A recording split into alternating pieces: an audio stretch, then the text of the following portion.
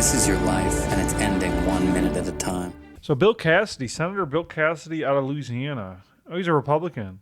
Oh, okay. See, so it's coming. Like, the amount of shit you're about to see ramped up, the hyperbole is going to be insane. Trump's bloodbath rhetoric concerning to some voters. I can't believe it. I just don't believe it. Oh, that's good.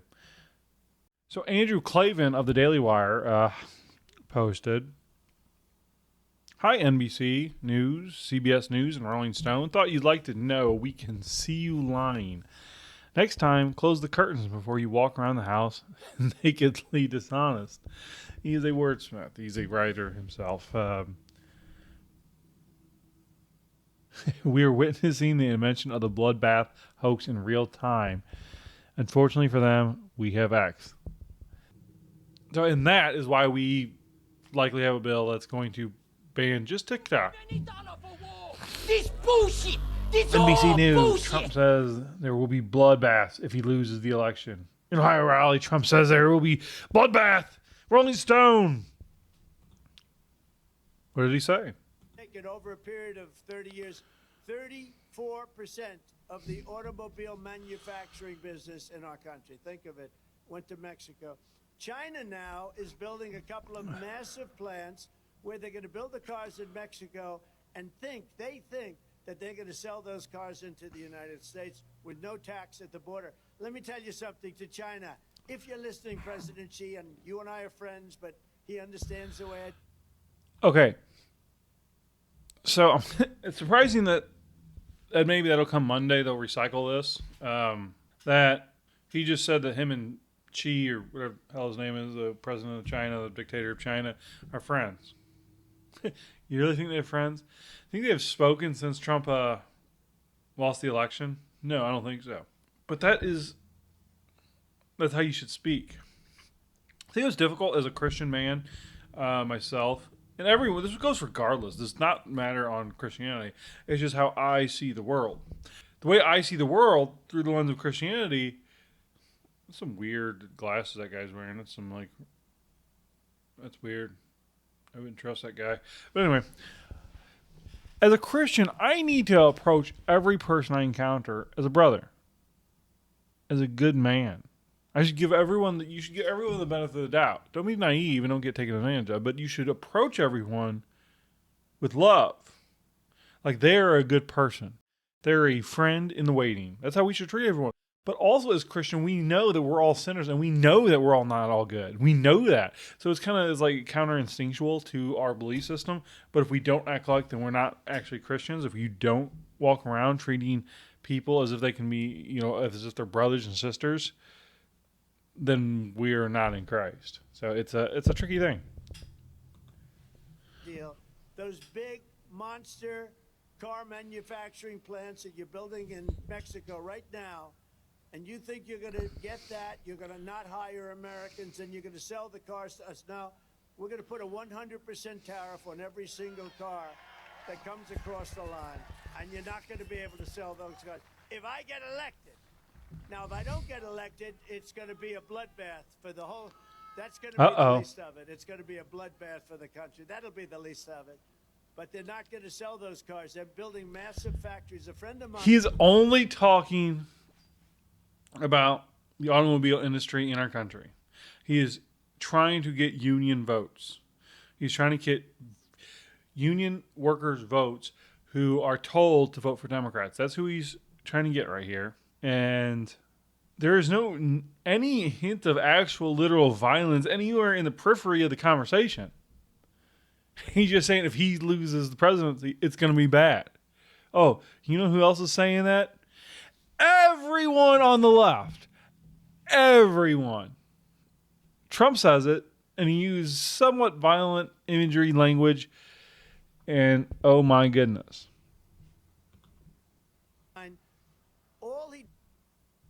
Oh, I was done anyway. Elon Musk responded. See, that's why I love Now, I messed with Twitter here and there back in the previous regime. And I can just never really get it. Maybe it wasn't as enjoyable then, or I just didn't quite understand how to use it. But I love that Elon, how interactive he is. Yep, hoax making in process, and it's surprisingly effective. A great slaughter. Definition. Webster's, Merriam. Anyway, a dictionary. Can't quite see that. Definition of a bloodbath. A great slaughter. A notable, fierce, violent, or destructive contest or struggle. A major economic disaster. Ho, ho, ho. Dirty, rotten traitor. Oh, would you look at that? See, that's the thing. You can only really... I mean, with AI, which I hate the discussion of, but with AI and deep fakes is going to become more and more common. You can only trust what you actually see and hear. But the lines of that is going to get blurry over time as well. But to ever form an opinion about a person, a movement, an organization, based on what the written word of somebody is ridiculous when the actual spoken word is available. And just to counter the violent rhetoric of the president, or to counter the violent rhetoric of Trump, to make sure that I'm being unbiased here, let's take a gander at our strong, vibrant leader in action.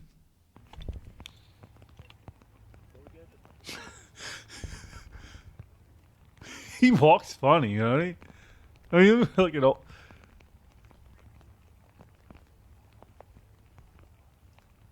Mr. President, do you agree with Chuck Schumer that Netanyahu should go?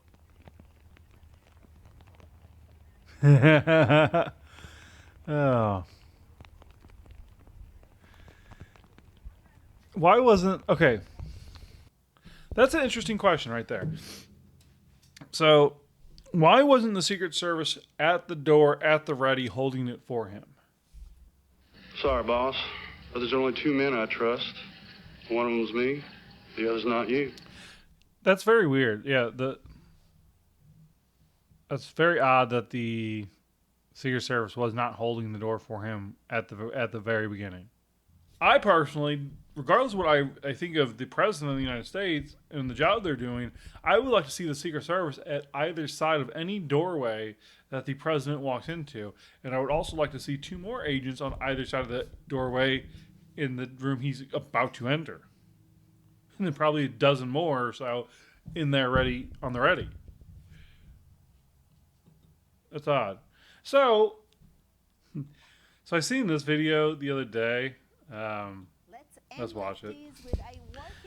So I seen this video the other day, and this inspired this. And I wasn't gonna show the video, but I'll just go ahead and we'll watch it. It's not very long, but it's a woke influencer unintentionally creating the best Trump campaign ad. Influencer who is seeking to scare the American people silly with what a second Trump term will look like. Here she details the sort of terrible policies Trump will implement if he's back in the White House. First, he promises that he will carry out the largest domestic deportation operation in history. He will also ask for the death sentence for anyone... Okay. Let's just go this by one. That would be great. Yep. Not because I inherently dislike the people he would be deporting. It's that I don't know who they are. And I don't know if my sister and my niece and nephew, if they're safe around them, my mother. I know, because we, obviously, if you watch the news, don't watch the news, I shouldn't say that. If you research the news, if you're in tune to what's going on in this country, you know damn well that anyone you love is less safe if that doesn't happen. We want safety, and to get safety, we need to get rid of the people we don't know who they are. Point 1. Convicted of human trafficking. He will close the Department of Education deportation operation in history. He will also ask for the death sentence for anyone convicted of human trafficking. Even on the left. Okay, I mean, I guess they could make that they could make, if it's a federal crime, because if you're going beyond state lines and that becomes a federal crime, and the penalty for that could be death. I mean, if you're a human trafficker, you probably deserve the death penalty more than anyone. Periodic torture and lifelong imprisonment might be okay as well. But as a Christian man, let's not do the torture. Let's just keep them in prison, and maybe somehow, some way, they fall off their high horse and find God. We will close the Department of Education and return all education standards to the states to decide. Okay, so that... I don't know. I'm a huge supporter of that idea. And I'm not even sure the consequences of what that would be. But I'm just looking at it as a cost savings. I don't know what the federal government is doing to improve actual education. They may be helping to improve education opportunity, but if all that money was returned back to the citizens or the states, that could still happen and most likely would. And then, so say, what they want to say is like, oh, well, there'll be minority communities will suffer the consequences. Because, of course, they don't mean the poor white communities. That's not a concern. Poor minority communities, they're the ones that are going to suffer from a lack of a Department of Education. Okay, so then what you could do, person, because I'm guessing that looks like a woman who is identifying or presenting as a man. What you could do, or Sky News could do, or CNN, or Slate, or any other radical magazines, what they could do if a community was suffering because of the policies of their local government or their state government, you could draw attention to it. And that's a perfect country. So journalism, the freedom of the press. You, right there, with the Buffalo Sabres hat on, you cover it. Find a story on X, make a video about it, post it to YouTube, post it on X, you can post it so many different places. We have so much, the individual has so much influence, or can have so much influence, has so much reach right now. It's incredible. And we are watered down. It's hard to get noticed. But you can. It can happen. And it will. Oh, speaking of the Department of Education being shut down, regardless of that, cameras in the classroom. We need cameras in the classroom. Cameras in the classroom. The reason we need cameras in the classroom, so students, when they miss school or they're unsure, they just need a review of what was spoken about earlier that day to help on homework. Okay, you can go back and watch. So parents can then help their children with their homework and what they're learning. And so, but say a student goes home and they ask their parent, hey, I don't understand what was going on. And say a child goes home and says, Mom and Dad, I really didn't understand my homework today. Can you help me? And the parent's like, I don't know. Do their best if they're a good parent, but likely be like, I don't know. Try your best. Look it up and Google it. But if they could go watch the day's lesson with their student or with their child, then, oh, wow. Education comes up. Because there's so much talk about, it'll never end. The voucher system, school choice. Well, that means politicians would have to go against teachers' unions. That ain't going to happen. So it's just something we can argue about. But if you go to a teacher and say, hey, I want to take my students out of here and I want a voucher to pay for their religious education or whatever education, well, there's going to be a debate and both sides are going to have a valid argument. But if you say cameras in the classroom, they're like, whoa, no. Oh, why? Why don't you want cameras shining a light on what you're doing in this classroom? It's a backdoor into making education better. Because if teachers knew, if there was cameras in the classrooms and parents could watch what was being taught to their students, there would be less need for charter schools, for school choice. I still am an advocate for that. But this is a backdoor way around it to improve education. Because that's the point. It's not about a political win of gaining school choice. Because that doesn't inherently improve education. I think it would, but not necessarily. And let's stop sacrificing our children. He will put prayer back into school, and he will... Okay, so it says Trump will put prayer back into school. Now, I'm going to go over where she's reading this from. Trump can't do that. Trump cannot force the local elementary school to say the Hail Mary. It's just dumb. Because if Trump somehow was able to influence whether schools would have prayers in school in class, well, it would have to be because like the Hail Mary, I won't say the Hail Mary. I'm a Christian. I'm not a Catholic. Okay. Mormons, do they have their prayers that are specific to Mormonism? And at Church of Latter-day Saints, do they have their separate prayers? Probably. And then obviously there's Muslim prayers and there's Jewish prayers. I don't know if Buddhists or Hindus, if they pray. I don't know, or they have some kind of equivalent something or other. I don't know, but you would have to allow all of them. And then the Satanists, they would have their chance if they want to say. So what she just said, and if Trump addresses that on his website, that's bullshit. It is bullshit. And I'm going to check that out as soon as this video is over. Criminalize any race-based advantage programs. So good so far. Is she trying to scare the public or make a pro-Trump campaign ad? It's hard to tell. He will ban any federal dollars from going towards gender-affirming care, which means anyone with government-provided health care will no longer be able to access gender-affirming care except for Viagra and Cialis. Those will still be available. You will... A good government policy would be we're not going to pay for your erection pills unless you're a young man, a married young man trying to have a family, and sometimes for some reason you have erectile dysfunction.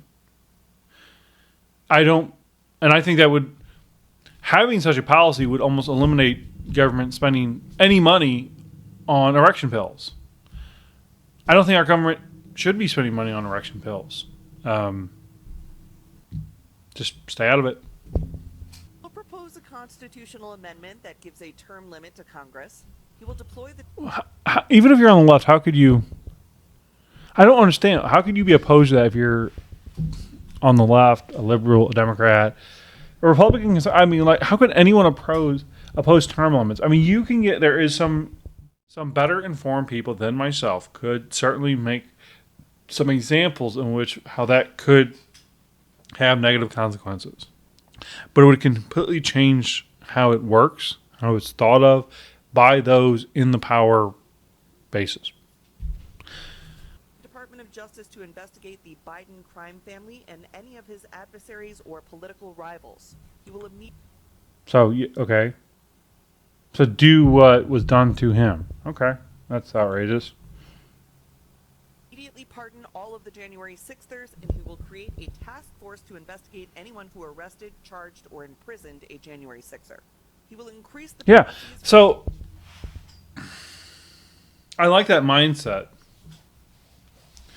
But Tim Pool has railed against this, and it's pretty compelling. So there are flights of immigrants coming into this country and being flown around it by the Biden administration. That is human trafficking. And there are lots of people in different various roles along that know what's going on and are participating in it. Tim Pool advocates that they should all be arrested and imprisoned. It's hard to make an argument against that. We are building in excuses for very, very evil things to happen in the future. It's either we stand against it. No, See, that's wrong right there, which is what I said. We should stand against evil. No, we should actually fight against it. Let's be offensive against evil. Let's not just be defensive and just kind of swat it away when we see it. And that, because now we just swatting away it's just nonstop. No, we need to do something. Underage criminal offenders, strengthen immunity for police officers, and deploy the National Guard to patrol woke cities. On day one, he will reassess our participation in NATO and says that every European country needs to pay the United States for protection. Okay, now I'm thinking she's actually doing this on purpose. Just about everything she listed there, even with the added hyperbole, is hugely popular with much of the American people. And by the way, despite the misreporting you may have read, Trump forcing NATO partners to actually pay up strengthens NATO. That's a good thing, but let's go back to our woke TikToker. He will kill all e-vehicles and e-vehicle legislation, seeking to replace that with the development of a flying car. He believes that we could create a car that vertically takes off. Now that just sounds awesome. You've convinced me, ladies. Surely there's nothing else wonderful that you could tell me about a second Trump term. He will remove all of the limits on American natural gas exports and drill baby drill for oil domestically. He will impose a tariff of up to 60% on Chinese imports. He will extend the 2017 tax cuts and drop the corporate tax rate from 21% to 15%. Well, lady, don't threaten me with a good time. As a U.S. citizen, if This Sky News is pretty good. I think I'm going to be moving back. The Sky News is far more conservative than anything we have on our airways here. Private university endowments by taxing, fining, and suing the universities. Specifically names Harvard in this one. And then he will use that money to create the American Academy. It is a free online college that will be free of wokeness. That he will force employers to recognize as a bachelor's degree. Well, let's see if she gets there. Equivalent. So that's Agenda 47. Okay, I would have said, if I'm criticizing Trump, which I will say it right here, that sounds like Trump University. That sounds like some bullshit. I mean, he's obviously getting the government involved, so it wouldn't be Trump University, but it would be essentially Trump University. No, stay out of it. Stay out of it. So let's go back and see if we can find other things to comment about. Oh, there's Biden again. Trump. Agenda 47.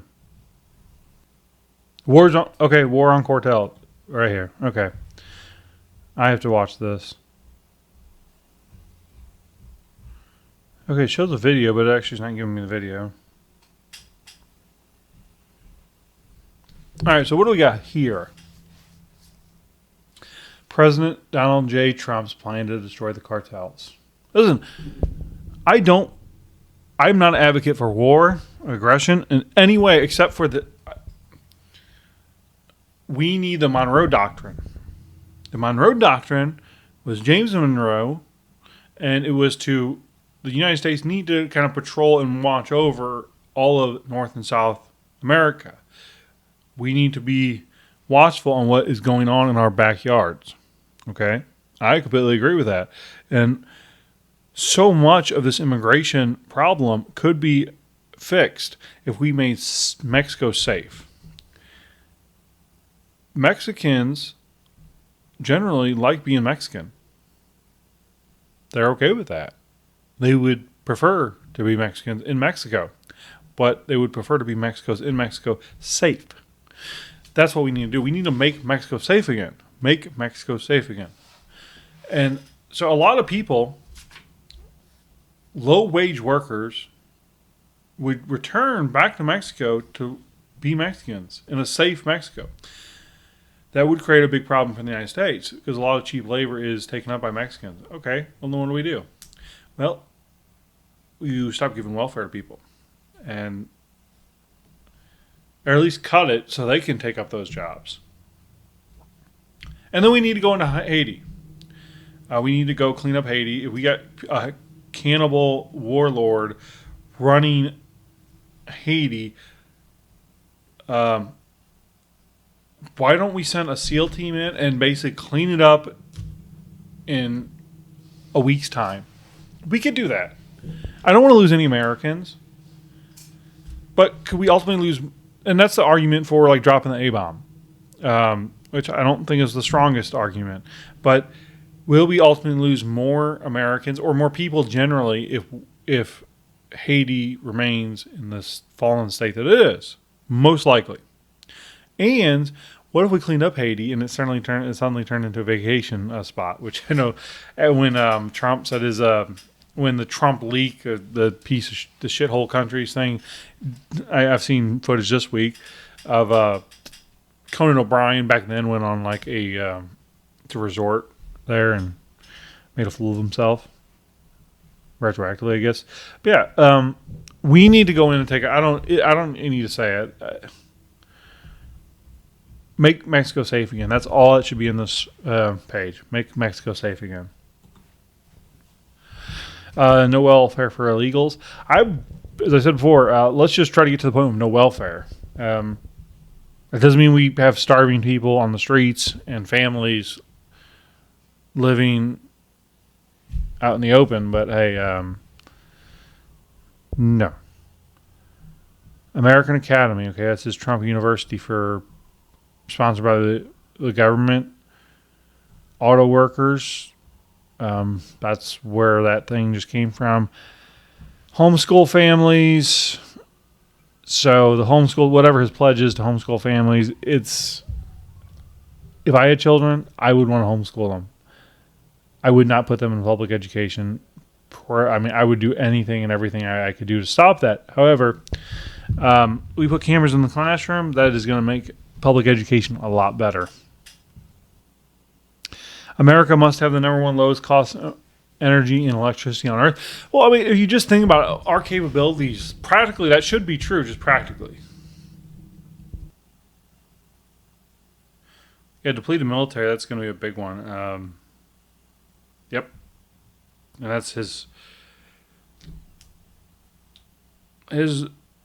Trump's Secretary of Defense pick is Trump's Secretary of Defense pick is huge. Protecting students from radical left and Marxist maniacs infecting educational institutions. I don't know how you do it, but yes, these countries having these, I forget what they call, endowments or whatever, where they're sitting on many, many, many millions and millions of dollars while the federal government subsidizes loans, and they just sit on this pile of cash that's not taxable. That, yes, I don't know of any other circumstances I would be in favor of the federal government going after that money. But it would likely not turn out like I would hope. Big Pharma. We're going to go after Big Pharma and end global freeloading. Well, if you want to go after Big Pharma, RFK Jr. is your man. Period. End of story. Free trade. Using impoundment to cut waste, stop inflation, and crush the deep state. I will use the president's long-recognized impoundment power to squeeze the bloated federal... So I guess that's maybe what Vivek's plan is? Is that what he means? The rise of childhood diseases. Drug addiction. Well, if you have a solid border in this country and you're patrolling the coast and you got a pretty good eye on what's going up on the northern border, you can really, really do a lot for drug addiction by limiting the drugs. Now, once people are already addicted, I mean, how much is the government needs to get involved there? I mean, the federal government, do they need to get involved in drug addiction? I don't think they do. I don't want the government getting involved in drug addiction, porn addiction, cigarette addiction. If something is addictive, then the government, then the politicians that make up the federal government, they need to talk about it and figure out how to keep those things away from people. Gosh, drink is sure a filthy thing, isn't it? I'd rather be dead than unable to trust my own eyes. And more vicious, more deadly, even than these soul-destroying drugs, is the menace of marijuana. Well, we got a saying down in Texas that takes a good fire to burn down the weeds. Let the flowers grow. You have smoked yourself retarded. Damn. All you do is smoke weed. DeSantis' childish foreign policy cliches betray dangerous lack of historical, intellectual, and diplomatic sophistication. Display. DeSantis' childish foreign policy cliches display a dangerous lack of historical, intellectual, and diplomatic sophistication. Today, Junior? Maybe, Donald, you need somebody that can proofread a little bit better.